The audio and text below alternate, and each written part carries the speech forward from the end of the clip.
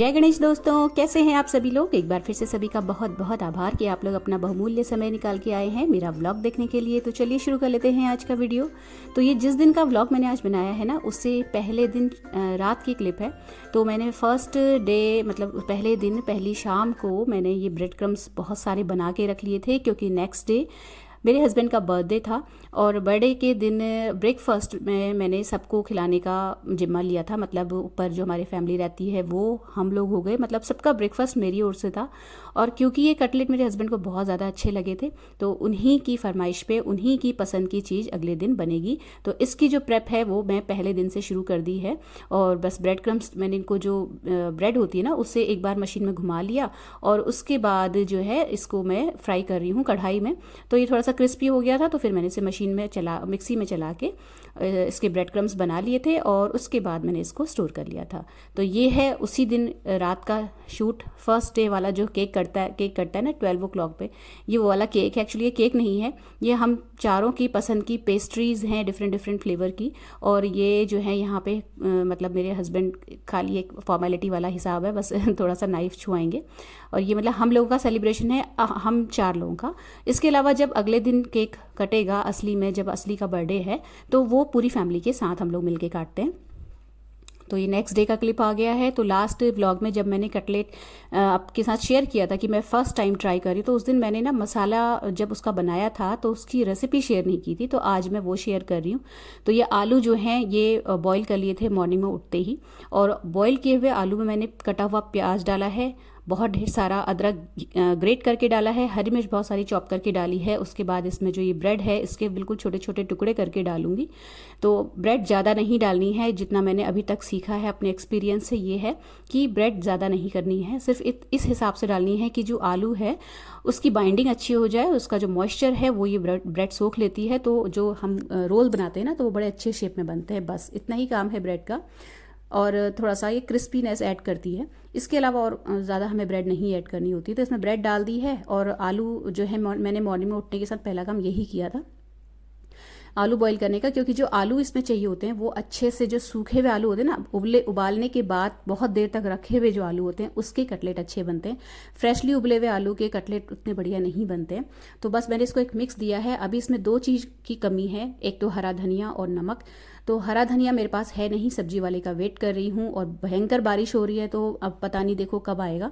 तो बस मैंने इसको एक मिक्स इसलिए लगा दिया है जिससे कि जो ब्रेड है वो मॉइस्चर सोख ले आलूओं का। हालांकि मेरे आलू परफेक्टली बॉईल हुए थे, लेकिन फिर भी मैंने यहाँ पे मिक्स कर दिया है जिससे कि ये जो बाइंडिंग वाला काम है ये यहाँ पे हो जाए। हरा धनिया आएगा तो फिर नमक और हरा धनिया मैं साथ ही डाल दूंगी। तो इसको बाइंड करके मैंने अच्छे से जो है रख लिया, और इसको फैला के मैंने ये जो परात है इसे फ़ैन के नीचे रख दिया था, जिससे कि ये एक मतलब थोड़ी सी हवा लगती रहे। साथ ही मैंने चटनी की तैयारी कर ली है। तो मिक्सी के जार में हरी मिर्च और कटा हुआ कच्चा आम और ये पुदीना डाला है। धनिया का इंतज़ार यहाँ भी है, तो धनिया जब आएगा तो ये चटनी भी पीसेगी। बस इसमें मैंने सिर्फ धनिया के अलावा बाकी सारी चीज़ें डाल दी हैं। तो ये तैयारी हो गई, साइड में रख दिया जार को। और उसके बाद जो है मैं आपको दिखाऊं, यहाँ पे कटिंग का चॉपिंग का सारा काम डन हो गया है। पूजा के बर्तन धुले हुए रखे हैं, तो अब जो है सब्जी वाले का वेट हो रहा है। तो सब्जी वाला जब तक आता है तब तक मैंने पूजा कर ली, और पूजा के बीच में ही मुझे सब्जी वाले की आवाज़ आ गई थी। तो फिर मैंने फटाफट से जाके मैंने हरा धनिया उससे लिया और उसको बीन के धो के फाइनली चॉप करके इसमें ऐड कर दिया, और ये जो चटनी के लिए बचा हुआ धनिया था वो सारा चटनी में डाल दिया। तो बस फिर यहाँ पे चटनी पिस गई और कटलेट्स का जो मिक्सचर था वो भी रेडी हो गया। तो इसके बाद कटलेट्स बनने का कार्यक्रम चालू हुआ। तो बहुत सारे बैचेस में बनाया है मैंने, और ये लास्ट डे जो मैंने क्रम्स बना के रखे थे वो इस बॉटल में मैंने स्टोर करके रखे हुए हैं। तो ये बॉटल मैंने फ्रिज में रख दी थी। इसके बाद जो है मेरा प्लान था हलवा बनाने का, क्योंकि हमारे वहाँ बर्थडे के दिन कुछ भी मीठा घर में स्पेशली हलवा बनाने का थोड़ा सा चलन है। लेकिन मेरे हस्बैंड को जलेबी खानी थी, तो मुझे भोग लगाने के लिए चाहिए था कुछ भी मीठा। तो फिर जब इन्होंने बोला कि नहीं जलेबी लाऊंगा, तो फिर हलवे का प्लान कैंसिल हो गया, क्योंकि 2-2 चीज़ें मीठी बन जाती या आ जाती तो फिर किसी न किसी एक चीज़ ने फिर वेस्ट जाना था। इसलिए फिर मैंने हलवा बनाने का जो प्रोग्राम है वो कैंसिल किया, और ये जलेबी मेरे हस्बैंड लेके आ गए। तो इतना ज़्यादा क्रेविंग जलेबी का इनको है कि आप समझ ली, इतनी भयंकर बारिश में जलेबी लेने गए थे। तो जलेबी आई है ना, तो इसमें से 2-4 जलेबी मैंने निकाल के भगवान जी को अर्पण कर दी, उनको भोग लगा दिया। जो है सब इन्हीं की बदौलत है, इनकी ही कृपा दृष्टि चाहिए, बाकी तो खैर कुछ नहीं। तो बस यहाँ पे भोग लगाया। उसके बाद जो मैंने कटलेट्स बनाए हैं ना फ्रेंड्स, बहुत सारे बैचेस में मुझे बनाने थे, क्योंकि सबसे पहले जो मैंने बैच बनाया है वो बनाया है अपने ऊपर भाभी और उनकी फैमिली, सासू माँ, इन लोगों के लिए। तो जलेबी आई है, तो देखिए दोनों बाप बेटी दोनों टूट पड़े हैं जलेबियों पर। सो के उठी है बेटी, लेकिन उसे जलेबी खानी थी ना, तो जलेबी खाने के लिए फटाफट उठ गई। तो बस आते ही गरम गरम जलेबी इन लोगों ने खाई है। और मुझे जलेबी कुछ खास ऐसा बहुत ज़्यादा क्रेज़ नहीं है, तो मैं तो बाद में ही खाऊंगी। वैसे भी मैं पूजा करे बिना नहीं खाती। तो ये पहला बैच बन रहा है हमारी ऊपर वाली फैमिली के लिए। तो उनका जो है कटलेट्स मैंने फ्राई करके चटनी और कटलेट की पूरी प्लेट जो है पहले सबसे पहले ऊपर पहुंचा दी, जिससे कि वो लोग समय से नाश्ता कर सकें। बहुत सारे जो ब्रेड के ये जो कटलेट है ना, वो एक साथ नहीं डाल रही हूँ मैं ऑयल में, मतलब 3 या 4 या 5 ज़्यादा से ज़्यादा, उससे ज़्यादा नहीं। तो धीरे धीरे करके फ्राई हो रहे थे। तो मतलब पहले 2-3 बैच जो हैं वो हमारे ऊपर फैमिली को चले गए थे। और इसी बीच में जो मेरी बेटी है जलेबी खा रही है, तो उसको भी बड़ी खुशबू सी लगी, तो वो बोली मुझे भी दे दो। नॉर्मली ये लोग ब्रेकफास्ट नहीं करते हैं। फिर उसने भी खाए, देन वो चली गई, हस्बैंड नहाने चले गए। और जब फिर मैं बाहर जब गई हूँ, तो उसके बाद जब मतलब ये चटनी वगैरह ये मैं अपनी बेटी को का लगाया, मैंने उसको देने जा रही थी। तो बस ऊपर जब मैं दे के आई हूँ, तो उसके बाद एक राउंड मैंने बाहर का लगाया। तो आपको मैं बारिश दिखाऊं, कितनी ज़बरदस्त बारिश हो रही है, मतलब बहुत अच्छी बारिश। और रात भर बरसा है, तो मौसम में काफ़ी ठंडक है, खुशगवार मौसम हो रहा है।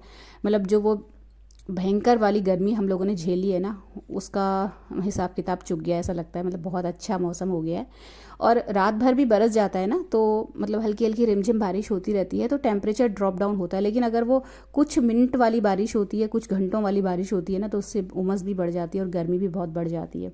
तो बहरहाल ऐसे ही मौसम में एक्स्ट्रा कुछ अलग कुकिंग करने का भी मन करता है और कुछ नया खाने का भी मन करता है। तो सारा मतलब कहना चाहिए बड़ा अच्छा मौसम है, बड़ा अच्छा दिन है। तो मैं आपको यहाँ पे तुलसी दिखाऊं, जो मैंने पौधा आपसे बोला था ना, मंजरी से मेरा पौधा लगा था, तो ये देखिए इतना बड़ा हो भी गया है, काफ़ी इसमें ग्रोथ अच्छी हो रही है।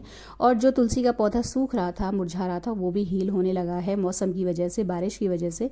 सारे पौधों में जान आ रही है। ये मनी प्लांट बिल्कुल ख़त्म हो गया था, बिल्कुल मतलब इसकी तो बैंड ही बज गई थी अच्छे से, लेकिन इसमें भी कोपल नई नई फूट रही है, तो देख देख के बड़ी खुशी लगती है। तो ऊपर फैमिली को देने के बाद सारे जितना भी आलू है उसको मैंने आराम से पंखे के नीचे बैठ के उसके रोल बना के रख लिए पहले। फिर उसके बाद जो है मैंने अपनी और हस्बैंड की चाय चढ़ाई है। बच्चे दिन में जब लंच करेंगे तो वो यही खाएंगे। आज दिन में जो लंच है वो नहीं बनने वाला। तो बस 2 कप चाय चढ़ाई है। उसके बाद मैंने अपने और हस्बैंड के जो है ये बना के रख लिए थे। एक चीज़ मैंने आपको यहाँ पे नहीं बताई, शेयर नहीं कर पाई थी मैं अभी, कि कुछ कटलेट्स जो हैं मैंने लास्ट डे बना के रख लिए थे। मतलब बॉईल करे हुए आलू रखे थे, तो मैं एक वो करना चाहती थी, एक एक्सपेरिमेंट करना चाहती थी कि क्या फ्रीज किए हुए कटलेट्स जो हैं वो काम करते हैं या नहीं। तो मैंने एक 8-10 के अराउंड जो कटलेट्स हैं वो फ्रीज़ करके रखे हुए हैं फ्रीज़र में। तो मैंने पहले सबको खिला दिया, फ्रेश बने हुए कटलेट्स पहले खिला दिए। उसके बाद जब मेरी बारी आएगी तब मैं उनका एक्सपेरिमेंट करूँगी। पहले खुद खा के देखूँगी कि सही बने भी हैं या नहीं। मतलब सही तो बने ही हैं, लेकिन फ्रीज़ करने के बाद फ्राई करते हैं तो कैसा मतलब सही चीज़ बन रही है या नहीं। क्योंकि कई बार गेस्ट आ जाते हैं ना, तो ऐसी चीज़ें आप एकदम से हाथों हाथ नहीं बना सकते। आपको या तो हेल्पिंग हैंड चाहिए होता है, या आपको पहले से पता होना चाहिए कि गेस्ट आने वाले हैं, तो आप प्रिपरेशन कर लेते हो। लेकिन अगर एकदम से कोई आ जाए, तो अगर आपके पास इस तरीके से ऑप्शंस फ्रीज़ करके रखे हुए रहते हैं तो थोड़ा सा ठीक रहता है। तो वही मैं एक्सपेरिमेंट करने वाली थी आज। तो मैंने फ्रीज करके रखे हुए हैं, तो ये मैं हस्बैंड का लगा दिया है, उनको दे दिया। उसके बाद जो है मैंने वो बोल निकाला फ्रीजर से। तो जो मैंने फ्रीज करे हुए ना कटलेट्स, उसमें 2 तरीके से रखे हुए। एक कुछ आधे जो कटलेट्स हैं उनमें मैंने ब्रेड क्रम्स लगा के रखा हुआ है, आधे बिना ब्रेड क्रम्स लगा के रखे हुए हैं। तो देखते हैं ब्रेड क्रम्स लगे हुए अगर सही काम कर जाएंगे, ब्रेड क्रम्स लगे हुए अगर सही से कुरकुरे बनेंगे, तो आगे से फिर इसी तरीके से करूँगी। इन केस नहीं अगर ये कुरकुरे बने, तो फिर आधे जो रखे हुए हैं बिना ब्रेड क्रम्स लगे हुए कटलेट्स, उनमें ब्रेड क्रम्स लगा के फ्राई करके देखूंगी। तो कुल मिला के हर तरीके का मैंने ऑप्शन आज आजमाया है। किसी भी तरीके का कोई शक नहीं रहने देना चाहती थी मैं दिमाग में। इसके अलावा अभी लास्ट का जो बैच है कटलेट्स का, उसमें मैं ये भी ट्राई करने वाली हूँ कि जो मैदे की स्लरी बना के उसमें ब्रेड क्रम्स लगा के बनाया जाता है, वो भी मैं करके देखूंगी। पहले इनको फ्राई करके देखती हूँ। और अभी जब मैं वॉइस ओवर कर रही हूँ, तो मैं कह सकती हूँ कि ये जो ब्रेड क्रम्स लगे हुए कटलेट्स थे ना, जो मैंने फ्रीज करके रखे हुए थे, ये भी डिट्टो वैसे ही बन रहे हैं जैसे कि फ्रेश ब्रेड क्रम्स लगे हुए कटलेट्स बन रहे थे।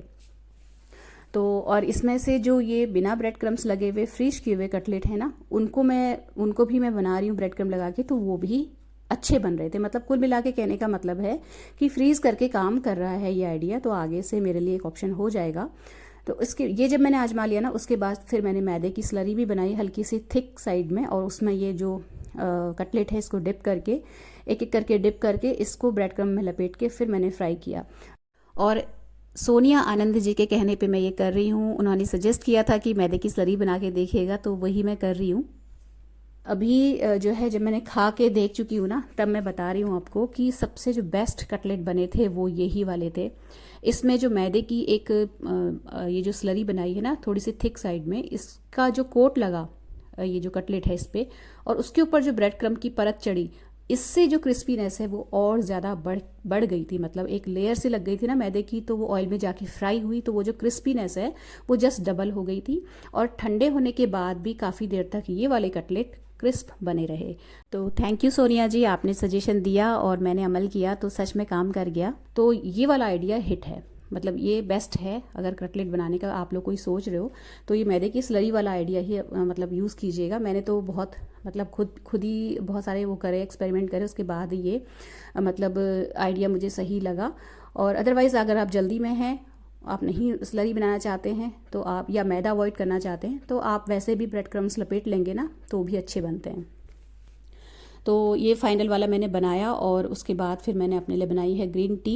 ये सौंफ वाली चाय है, जो कभी हैवी हम लोग खा लेते हैं तो ये वाली चाय पी लेते हैं, डाइजेस्ट भी हो जाता है और फैट भी नहीं चढ़ता है। ये जो सौंफ वाली चाय है वेट लॉस में भी काम आती है। तो बीच बीच में मैं इसको बना के पी लेती हूँ, अभी बहुत टाइम से नहीं पीती। जितने भी बचे हुए कटलेट्स थे इनको मैंने ब्रेड क्रम्स में उसी तरीके से मैदे की स्लरी में डुबो के ब्रेड क्रम्स लपेट के इनको रख लिया है। अब जब दिन में बच्चे लंच करेंगे तो उनके काम ये आएगा। तो दिन में हस्बैंड ने लंच करने से मना कर दिया था क्योंकि बहुत हैवी हो गया था, उन्होंने बहुत अच्छे से खा लिया था, जलेबी भी खा ली थी। प्लस ऑफिस में अभी फ्रेंड्स लोग आ जाएंगे तो उनके साथ एक छोटा मोटा सेलिब्रेशन होगा, तो हैवी आज दिन में खाना होना है, इसलिए दिन का लंच कैंसिल हो गया। और ये जो कटलेट्स हैं ये दिन में बच्चे लोग खा लेंगे, तो फिर आज लंच की छुट्टी। तो बस उसके बाद रेस्ट किया है। रेस्ट करने के बाद मैं अपना वापस सिलाई के कार्यक्रम में लग गई हूँ। तो ये कुर्ता कट किया था, कुर्ता और पैंट का कपड़ा। तो कुर्ता तो स्टिच हो चुका है, लेकिन पैंट अभी बन रही है, प्रोसेस में है। तो लास्ट जब व्लॉग गया है ना, उसमें मैंने लिप्पन आर्ट की जब क्लीनिंग करी थी, तो अक्षत जायसवाल जी का पूछना था कि ये कैसे बनाई है, और वो ये बनाना चाह रहे हैं। तो ये जो लिप्पन वर्क है जो मैंने उसमें दिखाया था ना, ये मेरा पहला वर्क नहीं है, ये मेरा दूसरा आर्ट वर्क है लिप्पन का। इससे पहले मैं एक और आर्ट वर्क बना चुकी थी, और वो कह सकते हैं मेरा ट्रायल आर्ट वर्क था, लेकिन बहुत अच्छा बना था। और आप मेरे ब्लॉग्स में देखते होंगे जो डाइनिंग टेबल के ऊपर लगा हुआ 4 की सेट वाला जो आर्ट पीस लगा हुआ है ना, वो लिप्पन का ही है और मैंने खुद अपने हाथों से बनाया है। तो बहुत मुश्किल नहीं है अक्षत जी। अगर आप थोड़ी सी मेहंदी की कोन चलाने का काम जानते हैं तो आप आराम से बना लेंगे। और वैसे भी अगर किसी को कोन वर्क नहीं आता तो वैसे भी जो क्ले है उससे बना सकता है। लेकिन यूट्यूब पे बहुत सारे बहुत प्रोफेशनल लोग हैं जो बिगिनिंग से सिखाते हैं, और बहुत अच्छे आप लोग जो है ये आर्ट पीस तैयार कर सकते हैं।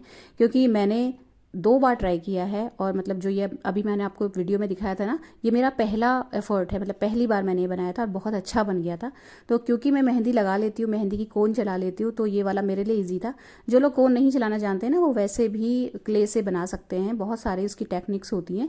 और बेहतर होगा कि आप प्रोफेशनल किसी चैनल को फॉलो कीजिएगा, बहुत अच्छे से और बिल्कुल बिगनिंग से सिखाते हैं। मैंने भी इन्हीं लोगों से सीखा है, और मैं प्रोफेशनल नहीं हूँ तो मैं उतने अच्छे से आपको नहीं सिखा पाऊँगी। मैं राघवेंद्र आर्ट गैलरी है और भी बहुत सारे चैनल हैं जो मैंने जिनको फॉलो किया है। तो सिलाई का काम निपटाया मैंने थोड़ा बहुत। उसके बाद रात के डिनर में बन रही है दाल और चावल, क्योंकि दिन में लंच नहीं बना था। तो दाल चावल खाने की जब आदत होती है ना, तो वो फिर बिना दाल चावल के रह नहीं पाते। तो लंच में सबकी फरमाइश थी कि मिक्स दाल बनाइए और चावल बनाइए, तो बस वही बना है आज डिनर में। और इसके बाद हुआ है बर्थडे सेलिब्रेशन पूरी फैमिली के साथ। तो जैसा कि मैंने आपको बताया था कि हर कोई कैमरा फ्रेंडली नहीं होता है, तो मैं सबको नहीं ले पाती हूँ ब्लॉग में। मैं अपने ही हस्बैंड को, बच्चों को आपको दिखाती रहूँगी आगे भी। तो बस उसके बाद जो है अपना रात वाला रूटीन। अब बहुत सारी चीज़ें ट्रैक पे आ चुकी हैं। ड्राई फ्रूट सोक करने का जो मेरा एक सिस्टम बना हुआ था, बीच में बहुत टाइम के लिए ब्रेक हो गया था, तो वो वापस कंटिन्यू हो गया है। बच्चों को मैं सूखे ही ड्राई फ्रूट्स देती हूँ, लेकिन अपने और हस्बैंड के लिए इस तरीके से भिगो के रख देती हूँ। और भीगे हुए ड्राई फ्रूट्स वैसे खाने चाहिए, ज़्यादा अच्छे से एब्जॉर्ब होते हैं बॉडी में। सारे बर्तन रात के धुल चुके हैं, क्लीन जो किचन है वो अच्छे से साफ़ हो चुकी है। अभी गर्मी का मौसम है तो मैं ड्राई फ्रूट्स जो भीगे हुए रहते हैं उन्हें बाहर नहीं रखती हूँ, अंदर फ्रिज में डाल देती हूँ। और मॉर्निंग में उठने के साथ इसको सबसे पहला काम यही करूँगी, इसको बाहर निकाल के रखने का, जिससे कि ये रूम टेम्परेचर में आ जाए और उसके बाद हम इसे खा लें। इसके बाद अपना रोज़ वाला वही रूटीन, डस्टर चेंज करना किचन के, और जो लास्ट डे के डस्टर्स है उनको मैं वॉशरूम में डाल देती हूँ और सुबह मॉर्निंग में नहाती हूँ तब इनको मैं धो लेती हूँ। तो ये काम भी मैं रात को ही निपटा के रखती हूँ। तो फ्रेंड्स, ये था आज का छोटा सा सिंपल सा व्लॉग। अगर अच्छा लगा हो तो प्लीज़ वीडियो को लाइक शेयर ज़रूर कीजिएगा। चैनल सब्सक्राइब करना बिल्कुल भी मत भूलिएगा। मिलते हैं अगले वीडियो में। Till then take care, stay healthy, happy and positive.